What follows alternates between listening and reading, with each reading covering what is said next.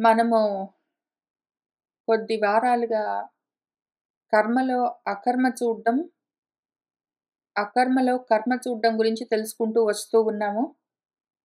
ముందేమో అసలు మామూలు ప్రజలు కర్మలో అకర్మను, అకర్మలో కర్మను ఎట్లా చూస్తారు అని చెప్తూ వచ్చారు మన శంకర్ల వారు. మామూలు ప్రజలు నేను పని చేస్తున్నాను అంటాడు వాడు. వాడి శరీరం కర్మలు చేస్తూ ఉంటే, వాడు కదులుతూ ఉంటే, అటు ఇటు తిరుగుతూ ఉంటే, ఏదో పని చేస్తూ ఉంటే, ఇదిగో నేను కర్మ చేస్తున్నాను, ఇది కర్మ అంటాడు. వాడేమి చేయకుండా కూర్చున్నాను అనుకుంటాడు ఎప్పుడైతే వాడి శరీరం ఏం చేయకుండా కూర్చుంటే. ఎప్పుడైతే వాడి శరీరము ఏం చేయకుండా ఊరికనే కూర్చుంటే, హమ్మయ్య నేనేమి చేయకుండా కూర్చున్నాను, సుఖంగా ఉన్నాను అనుకుంటాడు వాడు. ఈ రకంగా ఉంటారు లోకులు. జనరల్‌గా ఇట్లా ఆలోచిస్తారు. టెక్నికలీ ఈ 2 కర్మలే. ఎందుకు అంటే, కర్మ చేసేవాడు నేను చేస్తున్నాను, నేను చెయ్యను అని వాడు నిర్ణయించుకొని చేస్తాడది. కర్తృ సంబంధమైన విషయము. అది కర్తృతంత్రం కాబట్టి, కర్త నిర్ణయించుకుని ఆ శరీరంతోటి కర్మ చేయించాలా? వద్దా? అని నిర్ణయించుకొని చేస్తాడు కాబట్టి, లేదా మానుకుంటాడు కాబట్టి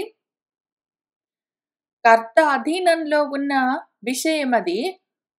కర్త చేయడమా, మానుకోవడమా అని నిర్ణయించి చేస్తూ ఉండడం చేత, ఆ శరీరం కర్మ చేసినా, చేయకుండా కూర్చున్నా గూడా అది కర్మే. పైగా శరీరం కర్మ చేసినా, మానుకుని కూర్చున్నా 2 విధాలుగా కూడా అది శారీరకమైన చేష్ట. శరీరానికి టెక్నికలీ ఏమీ చేయకుండా కూర్చోవడం అన్నది కుదరనే కుదరదు.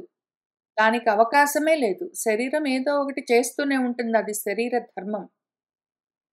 కర్త నేను చెయ్యట్లేదు అని అనుకుంటాడు. నేను చేస్తున్నాను అనుకుంటాడు. శరీరంతో తాదాత్మ్య భావన పెట్టుకుని.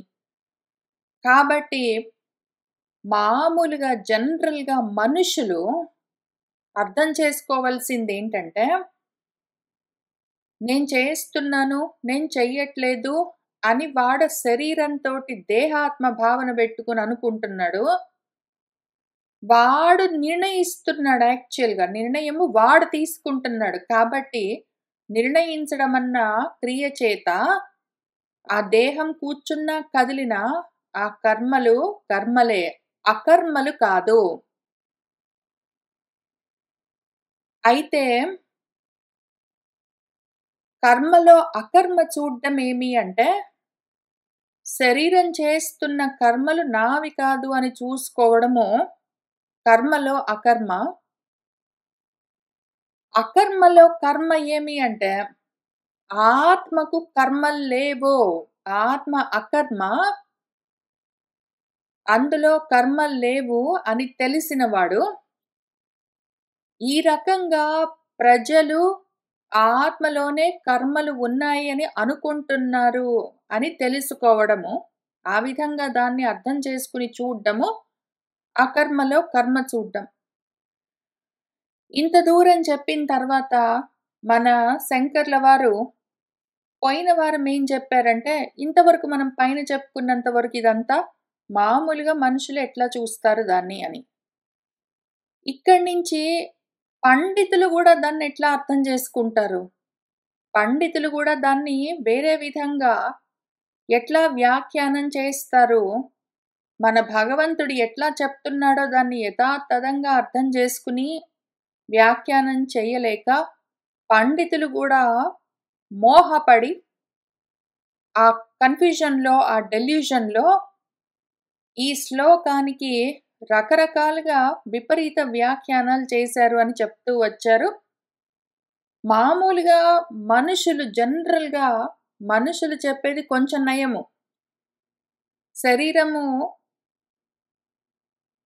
గబగబా లేచి కదులుతూ ఏదో ఉద్యోగమో, వంట చేయడమో, స్నానం చేయడమో అట్లాంటి పనులేమీ చేయకుండా ఊరికనే కూర్చుంటే అది అకర్మ అనుకుంటారు. శరీరం ఏవో పనులు చేస్తూ ఉంటే అది కర్మ అనుకుంటారు. కనీసం అది నయము. వాళ్లకు ఆత్మ గురించిన జ్ఞానం లేదు గాబట్టి, ఆత్మ అకర్మ అని తెలియదు గాబట్టి, వాళ్ళ స్వస్వరూప జ్ఞానం వాళ్ళకి లేదు గాబట్టి, నేనే చేస్తున్నాను అని అనుకుంటాడు. కాబట్టి అకర్మలో కర్మ జూస్తుంటాడు వాడు. కనీసం అది నయము. పండితులు మరీ విపరీతంగా జూస్తారు వాళ్ళు. విరుద్ధంగా అర్థం చేసుకుంటూ ఉంటారు. వ్యాఖ్యానించడంలో వాళ్ళు దాన్నెట్లా చూస్తారు అని ఇక్కడి నుంచి అయం శ్లోకః అన్యథా వ్యాఖ్యాతః అని మనం పోయిన వారం చదువుకున్నాం. దాన్ని మళ్ళీ ఒకసారి చూసుకుందాం. పండితులు ఎట్లా చెప్తున్నారు దానికి వ్యాఖ్యానం అంటే టీకాకారులు వాళ్ళు ఇదే శ్లోకానికి అర్థం ఎట్లా చెప్తున్నారంటే, నిత్య కర్మలకు ఏమి ఫలం ఉండదు. ఎందుకు అంటే, నిత్య కర్మలను భగవదర్పణంగా మనం చేశామంటే దానివల్ల మనకేమి లాభం లేదు. ఏమి లాభం లేదు గాబట్టి అది యాక్చువల్‌గా కర్మ గాదు. మన నిత్య కర్మలు చేసినా కూడా దానివల్ల ఫలితమేం లేకపోవడం వల్ల, ఫలం లేకపోవడం వల్ల అది అకర్మగా ఉంటుంది. దాన్నట్లా చూడాలి. అట్లానే మనం ఒకవేళ నిత్య కర్మలు చేయకుండా కూర్చుంటే పాపం కలుగుతుంది గాబట్టి అది పాప కర్మగా పరిణామం చెందుతుంది. అందుకని పని చేయకుండా కూర్చోవడం అకర్మ. దానివల్ల కలిగే పాప కర్మ, కర్మ. ఈ విధంగా అకర్మలో కర్మ చూడాలని విపరీత వ్యాఖ్యానాలన్నీ చేశారు. దాని గురించి ఆయన చెప్తూ వస్తూ ఉన్నారు. అట్లా నువ్వు ఏం పని చేయకుండా కూర్చుంటే దానివల్ల పాప కర్మ వస్తుంది అన్నావంటే, లేదా పని చేసినా గూడా ఏం ఫలితం రాదు గాబట్టి కర్మలో అకర్మ చూడమన్నావంటే, పాలివ్వని ఆవును ఆవు గాదు అన్నట్టుంటుంది. కర్మ చేసినా గూడా ఫలితం లేదని జెప్పావంటే, అని చెప్తూ వచ్చారు. ఇప్పుడు ఇంకా అక్కడి నుంచి కొంచెం ముందుకు వెళ్లి చూద్దాము. మనం అర్థం జేసుకోవాల్సిన విషయం ఏంటంటే, శరీరము కర్మ చేసినా, చేయకుండా కూర్చున్నా అది కర్మ చెయ్యాలి, అది కర్మ చెయ్యొద్దు అని నిర్ణయం తీసుకునేది కర్త అయితే, అది కర్తృతంత్రం కాబట్టి అది కర్మే. అది పైగా శారీరకమైన విషయము. దాన్నది అట్లానే చూడాలి. శరీరం పని చేస్తున్నా, చేయకపోయినా అది కర్మగానే చూడాలి. అయితే అకర్మని మనం ఎట్లా తెలుసుకోవాలి అంటే ఆత్మ. ఆత్మ మాత్రమే అకర్మ. అనాత్మలన్నీ కర్మ. ఆత్మ మాత్రమే కారణము. అనాత్మలన్నీ కార్యాలు అని మనము అర్థం చేసుకుంటూ రావాలి. అది మామూలుగా మనుషులు అనుకునే విధానము, దాన్ని మనం ఎట్లా అన్వయం చేసుకోవాలన్న పద్ధతి. ఇప్పుడు పండితులు అనుకుంటారు గదా! అంటే నేను పని చేసినా గూడా భగవదర్పణంగా జేస్తే ఏం ఫలం ఉండదు గాబట్టి, కర్మలో అకర్మ దాన్నట్లా చూడాలి. అట్లానే నేను పని చేయకుండా కూర్చుంటా నిత్య కర్మలు. పాపం వస్తుంది గాబట్టి దాన్ని అకర్మలో కర్మ చూడాలి అని చెప్పారు గదా! దాన్ని మనం ఎట్లా అర్థం జేసుకోవాలి అని ముందు చెప్పుకొని తర్వాత ఇక్కడ భాష్యం చదువుదాము. నిత్య కర్మల వల్ల ఫలితమేమీ ఉండదు అని చెప్పడానికి వీల్లేదు. నిత్య కర్మల వల్ల ఏ కర్మలకైనా సరే ఏదో ఒక ఫలితం ఉంటుంది. ఇంక దాంట్లో అనుమానమేమీ లేదు. కర్మ జరిగింది అంటే మాత్రము పాపమో, పుణ్యమో, మిశ్రమమో ఏదో ఒక ఫలితం గ్యారంటీగా ఉంటుంది. కాబట్టి కర్మ జరిగిన తర్వాత దానివల్ల ఫలమేమీ లేదు అని చెప్పే అవకాశం లేదు. ఏదో ఒక ఫలితం ఉంటుంది.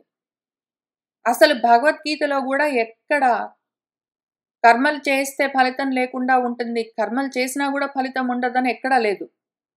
భగవద్గీత ఏం చెప్తున్నది లేదా వేరే శాస్త్రాలు మన వేదాలవన్నీ ఏం చెప్తున్నాయి? నిత్య కర్మలు చేస్తే దానివల్ల నీకు జ్ఞానమన్న ఫలం కలగదో అని చెప్తుంటాయి. నిత్య కర్మల వల్ల జ్ఞానం కలగదు. కానీ నిత్య కర్మలు చేస్తూ ఏ కర్మ చేసినా సరే ఏదో ఒక ఫలితం గ్యారంటీగా ఉంటుంది. ఆ విషయం మనం ఒకటి కరెక్ట్‌గా అర్థం చేసుకోవాలి. రెండోది కర్మలు చేయకుండా కూర్చుంటే పాపమొస్తుంది అని వీళ్ళు చెప్తూ ఉన్న విషయం గురించి మనం అర్థం చేసుకోవాల్సిందేంటి అంటే, కర్మలు చేయకుండా కూర్చోవడం అన్నది అసలు అవకాశమే ఉండదు. కార్యాలు అంటే దేహాలున్నాయి అంటే కర్మలు తప్పకుండా ఉంటాయి. చెయ్యకుండా కూర్చోవడం అన్నది జరగదు. చెయ్యకుండా కూర్చుంటే పాపమొస్తుంది అన్న జ్ఞానం కలగడం వల్ల ఉపయోగం లేదు. కాబట్టి భగవంతుడేం చెప్తాడంటే భగవద్గీతలో, నువ్వు నిత్య కర్మలు చేస్తూనే ఉండాలి. కర్మణ్యేవ అధికారహతే అని చెప్తూనే ఉంటారాయన. నువ్వు కర్మలు చెయ్యి. దానికి నీకు అధికారం ఉన్నది. ఎందుకంటే కర్మ మార్గంలో ఉన్న వాళ్లకు కర్మాధికారం ఉంటుంది. జ్ఞాన మార్గంలో ఉన్న వాళ్లకు కర్మాధికారం లేదు. కర్మ మార్గంలో ఉన్నవాళ్ళు కర్మలు చేస్తూనే ఉంటారు వాళ్ళు. కాబట్టి చేసే కర్మ ఎట్లా చెయ్యాలి అని తెలుసుకుని చెయ్యి. అయితే అంత మాత్రానికే నీకు జ్ఞానం రాదు. కర్మలు చేస్తూ ఉంటే జ్ఞానం కలగదు. కర్మలు చేస్తూ ఉంటే కలిగే ఫలితం దానికి కలుగుతుంది. దేనివల్ల నీకు జ్ఞానము, మోక్షం కలుగుతాయి అంటే కర్మలు నశించినప్పుడే.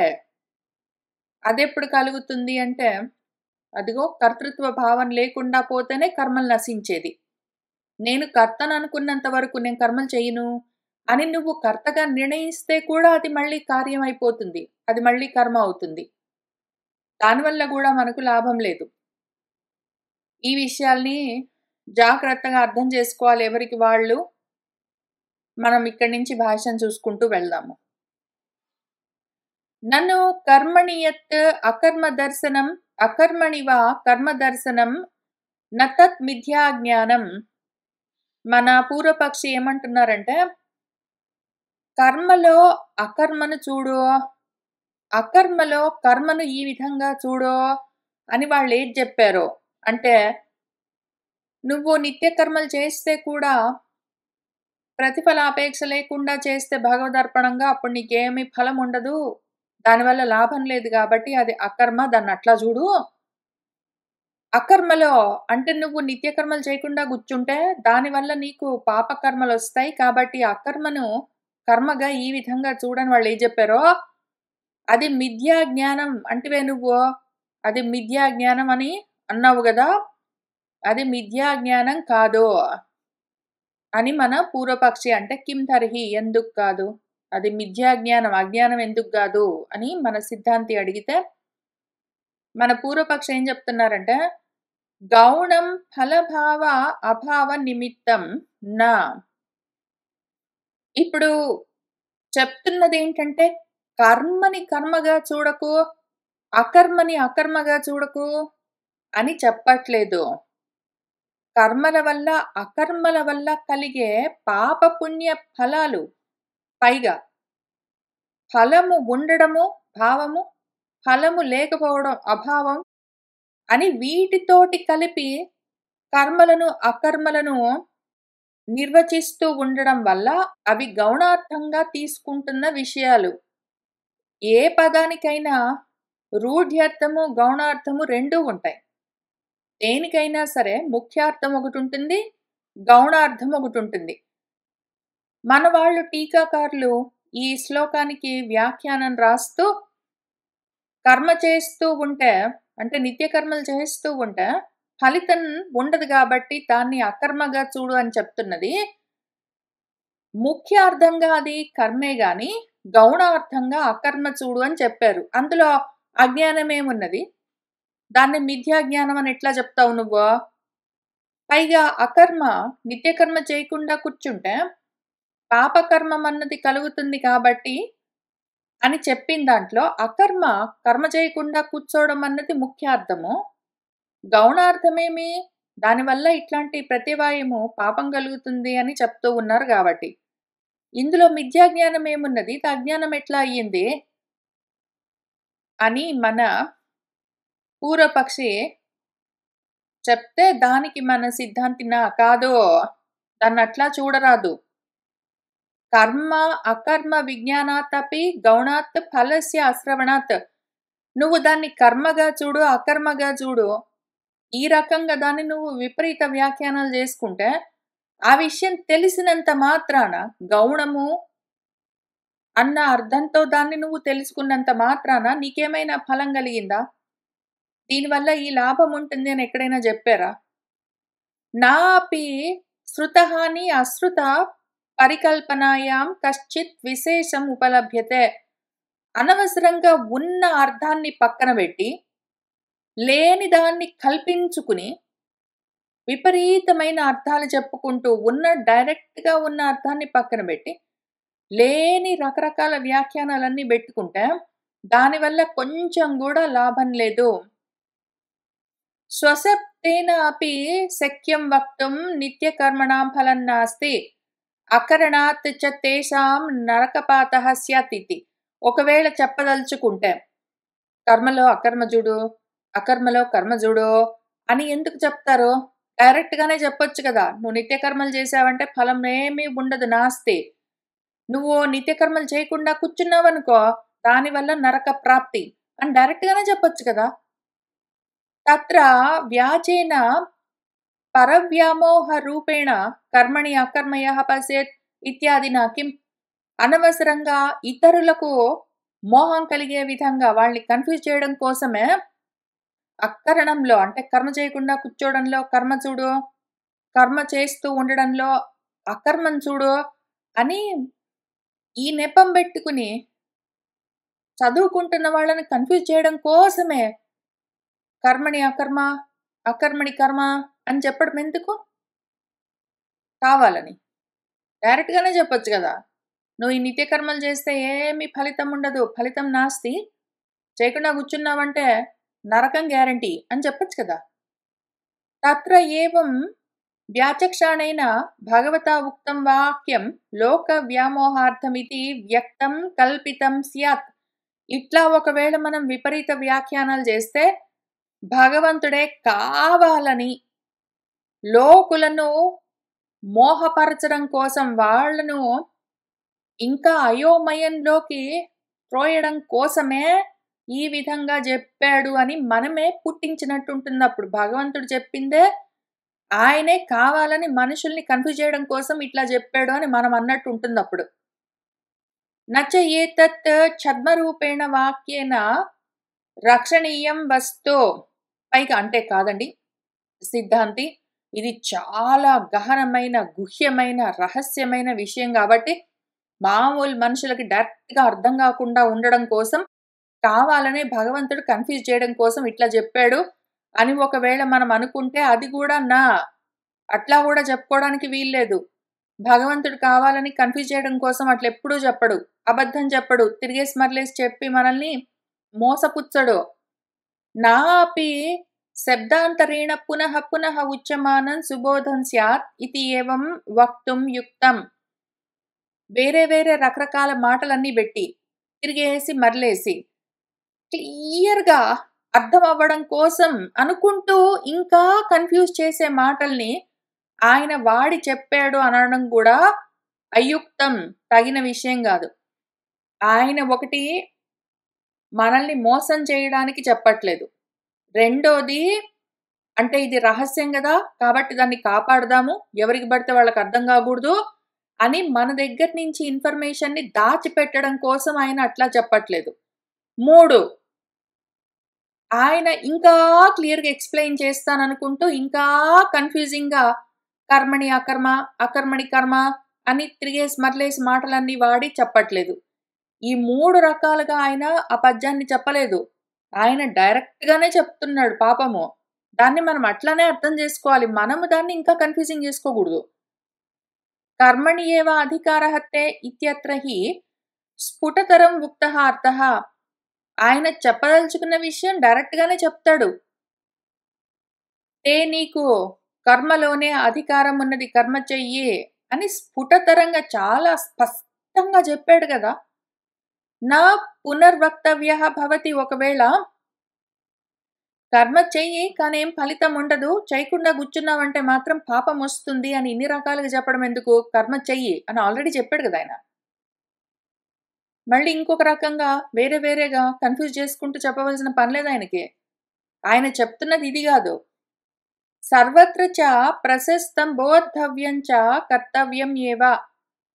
ఏదైతే అన్ని చోట్ల ప్రశస్తంగా ఉంటుందో, ఏదైతే అన్ని చోట్ల ఒకే విధంగా ప్రశస్తంగా తెలుసుకోవలసి ఉంటుందో అటువంటిది కర్తవ్యమై ఉంటుంది. నా నిష్ప్రయోజనం బోద్ధవ్యం ఇతి ఉచ్యతే. ఏమీ ఉపయోగం లేదు, అయినా గూడా నువ్వు కర్మలు చెయ్యి అని ఎందుకు చెప్తారు భగవంతుడు? పైగా నిత్యకర్మలు చేస్తే నీకేమీ లాభం లేదు, ఏమీ ఫలం ఉండదు. అయినా గూడా నువ్వు దీని గురించి తెలుసుకుని చెయ్యి అంటే, దాని గురించి తెలుసుకోవడం వల్ల ఏమి లాభము? ఏమీ లాభం లేని దాని గురించి. అటువంటివన్నీ భగవంతుడు ఎందుకు చెప్తాడు? శాస్త్రం ఎందుకు చెప్తుంది? నచ మిథ్యా జ్ఞానం బోద్ధవ్యం భవతి. పైగా మిథ్యా జ్ఞానం చెప్పడం తప్పు, చెప్పరాదు. భగవంతుడు చెప్పడు, శాస్త్రము చెప్పదు. తత్ ప్రత్యుపస్థాపితం వా వస్త్వాభాసం.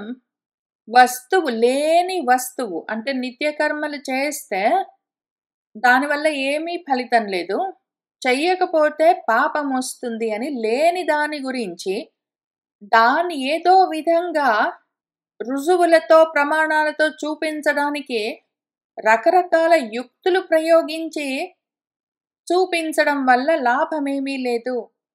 నాపి నిత్యానాం అకరణాత్ అభావాత్ ప్రత్యవాయ భావోత్పత్తి. నిత్యకర్మలు చేయకుండా కూర్చుంటే పాపం వస్తుంది అన్న విషయం కూడా ఎక్కడా లేదు. ఎందుకు అంటే నా అసతః విద్యతే భావః. అసత్ నుంచి సత్ అన్నది రాదు అని ఇతి వచనాత్ ఆయనే భగవంతుడే చెప్పాడు. నువ్వు కర్మలు చేయకపోతే లేని కర్మల వల్ల కొత్తగా పాపం ఎట్లా వస్తుంది? కథం అసతః సజ్జాయేత ఇతి చ దర్శితం అసతః సజ్జన్మ ప్రతిషేధాత్. మన చాందోగ్యోపనిషత్తులో కూడా నాసతః విద్యతే భావః అన్నది భగవద్గీతలోని వాక్యము. కథం అసతః సజ్జాయేత అన్నది చాందోగ్యోపనిషత్తులోది. అసత్తులో నుంచి సత్ ఎట్లా వస్తుంది అని కూడా మనకు మన వేదాలు చూపిస్తున్నాయి. అసత్ నుంచి సత్ అన్నది రావడం కుదరదు. అసతః సత్ ఉత్పత్తి భ్రువత అసత్యేవ సద్భవేత్ సచ్చాపి అసద్భవేత్ ఇది ఉక్తం స్యాత్. ఒకవేళ ఇట్లా అనుకున్నామంటే అసత్ నుంచి సత్, సత్ నుంచి అసత్ వచ్చినట్టు ఉంటుంది. తచ్చ అయుక్తం, అది తగిన విషయం కాదు. ఎందుకు అంటే సర్వ ప్రమాణ విరోధాత్, ఏ ప్రమాణాల వల్ల కూడా లేని దాంట్లో నుంచి ఏదో కొత్తగా రావడమో ఉన్నది లేకుండా పోవడమో అన్నది జరగనే జరగదు. నచ్చ నిష్ఫలం విదధ్యాత్ కర్మ శాస్త్రం. మన శాస్త్రం ఎప్పుడైనా సరే నిష్ఫలమైన కర్మలు చెయ్యమని ఎప్పుడూ మనకు విధించదు. నిత్య కర్మలు మనకు ఎందుకు విధిస్తుంది చెయ్యమని? దానివల్ల ఏం ఫలం లేకపోతే ఏం లాభం లేదు, కానీ నువ్వు మాత్రం గ్యారంటీగా తప్పనిసరిగా చెయ్యని ఎందుకు చెప్తుంది మన శాస్త్రము? అది చెప్తున్నది సరిగ్గా అర్థం చేసుకోవాలి. నిత్యకర్మలు చేస్తే ఫలం లేదంటే నిత్యకర్మలు చేస్తే జ్ఞానమన్న ఫలం ఉండదు అని అర్థం. నిత్యకర్మలు ఏ కర్మ చేసినా ఏదో ఒక ఫలం ఉంటుంది, పుణ్యమో పాపమో, ఈహంలోనో పరంలోనో.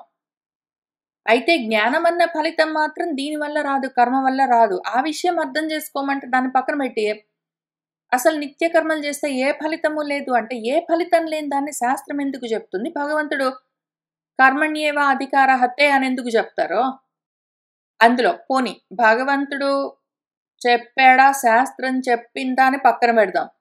నిజంగా దేవుడే దిగొచ్చి చెప్పినా సరే మనకు చేయబుద్ధి కాకపోతే మనం చెయ్యమంతే. శాస్త్రం ఇది నీ విధి, ఇది నీ కర్తవ్యం అని చెప్తే కూడా మనకు చేయబుద్ధి కాకపోతే మనం చెయ్యమంతే. ఎవడైనా సరే కర్మలు కావాలని కోరుకుని చేస్తారా? దుఃఖ స్వరూపత్వాత్ ఏ కర్మ చేసినా శ్రమ కలుగుతుంది. పని చేస్తే శ్రమ కలుగుతుంది శరీరానికి, మనసుకి, వాటికి. పైగా ఎన్నో వ్యయాలు, ఖర్చులు ఉంటాయి.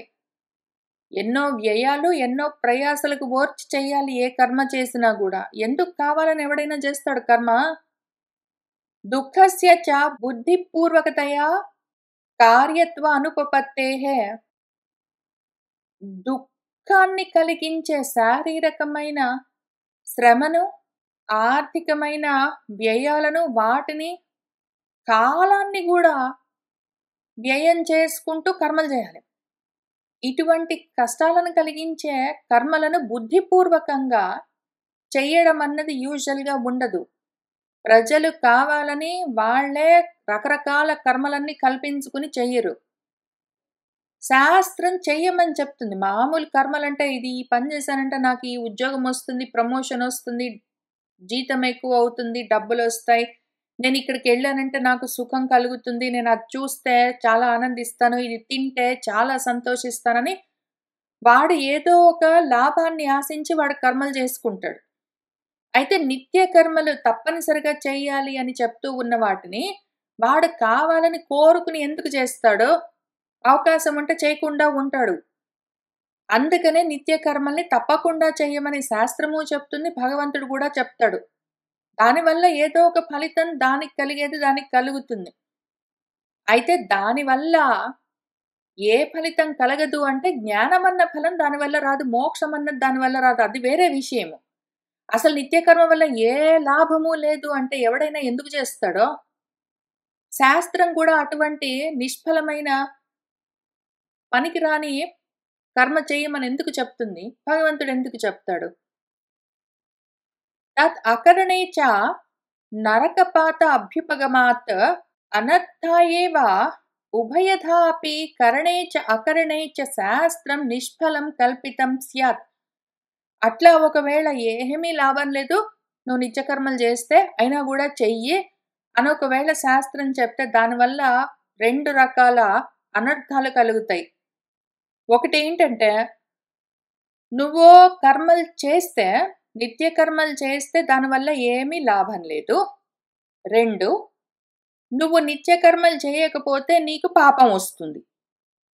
అని 2 రకాలుగా అనర్థాలే చెప్తే, నువ్వు చేస్తే లాభం లేదు, చేయకపోతే నష్టం అని 2 రకాలుగా అనర్థ ప్రయోజనాలనే చెప్తే, అప్పుడు ఎవరైనా ఎందుకు చేయాలని ప్రయత్నం చేస్తాడో వాడు చేయనని కూర్చుంటాడు. అటువంటి 2 రకాలుగా కరణే అకరణే చ చేసినా లాభం లేదు, చేయకపోయినా లాభం లేదంటే, అటువంటి కర్మలను అకరణం చెయ్యకపోతే నరకపాతమే వస్తుంది నీకు, అనర్థమే కలుగుతుంది అని చెప్తే, చేస్తే లాభం ఉందా? లేదు. చేయకపోతే నరకము, చేస్తే లాభం లేదు, ఉపయోగం లేదు అంటే, అటువంటి నిష్ఫలమైన కర్తవ్యాన్ని శాస్త్రం మనకు కల్పించిందని చెప్పినట్టయితుంది. అనవసరంగా శాస్త్రాన్ని దూషించినట్టవుతుంది. పైగా స్వాభ్యుపగమ విరోధః చ ఇంకొక రకంగా చూద్దాము. ఈ రకంగా నిత్యకర్మలు చేస్తే ఏమీ ఫలితం లేదు అని ఎవరు చెప్తున్నారో పండితులు దానికి వ్యాఖ్యానము ఈ శ్లోకానికి, వాళ్ళు చెప్పిన దానికే వాళ్ళే విరోధం చెప్పుకున్నట్టు ఉంటుంది.